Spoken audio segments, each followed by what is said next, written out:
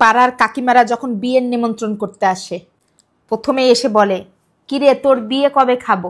তুমি যদি তোমার মেয়ের বিয়েতে আমাকে নিমন্ত্রণ করো, তাহলে আমার বিয়েতেও তোমাকে নিমন্ত্রণ করতে হইবে। এটা কি কোনো রুলস আছে?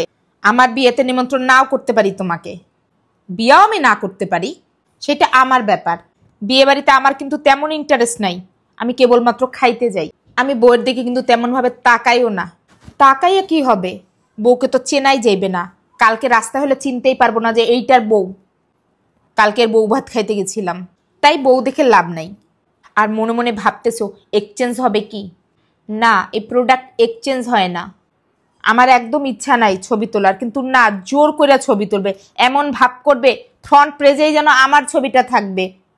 কিন্তু কোনো কারণবশত যদি তার বাড়িতে যাওয়ার, তার বিয়ের অ্যালবাম দেখো, তাহলেই বুঝতে পারবা তোমার একটা ছবিও নাই।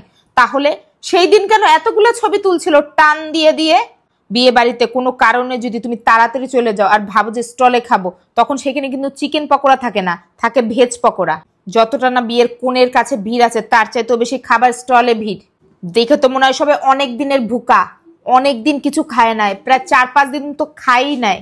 তারা খাইতেই থাকে, বউকে তাদের দেখার সময় নাই। অনেকে তো সোজা বউকে গিফট দিয়ে খাবারের কাছে চলে যায়, আগে খাবার খায়, তারপরে বউয়ের সাথে গিয়ে দেখা করে, কথা বলে। সবার আগে খাবার খাইতে যায়, কারণ সত্যিই তো আমরা খাবার খাইতে গেছি বিয়ে বাড়িতে, বউ দেখতে যাই নাই। বিয়ের দিন বউ সবাইকে দেখে হাসে, কোনোদিন যে আমার সাথে কথাও বলে নাই, বিয়ের দিন আমাকে দেখে এমন ভাবে হাসে, হাসতেই থাকে, মনে হয় যেন আমি তার বেস্ট ফ্রেন্ড। কিন্তু আমি তো তার সাথে কোনোদিন কথাই হয় নাই, এমন করে হাসে কেন? খাইতে বসে তো আরো অনেক রকমের টিপিক্যাল মানুষ দেখতে পাবা, তারা বারবার বলতে থাকে, আমাকে একটা ভালো পিস দাও। ইস, একটাও ভালো পিস পড়ে নাই মাংসের, এই কেমন পিস দিছো, আর একটা ভালো পিস দাও। তার পাতে যত কিছু দেওয়া হোক না কেন, কোনো কিছুই নাকি ভালো পড়ে না, শুধু বারবার বলতে থাকে ভালো পিস দাও। এটা আসলে নতুন টেকনিক, আমাকে আরো মাংস দাও, এতটুকু আমার হবে না, আরো বেশি করে আমাকে মাংস দাও, আমি আরো বেশি খাবো। বিয়ে বাড়িতে এত তাড়াতাড়ি খাইতে দেখেন, একটার পর একটা দিতেই থাকে, তুমি একটা খেয়ে শেষ করতে পারবে না, তারপর আর একটাও দিতে থাকে।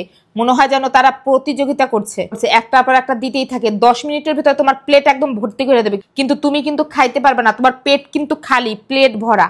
পিছনে আবার তোমার চেয়ার ধরে পরে যে খাবে সে দাঁড়ায় থাকে।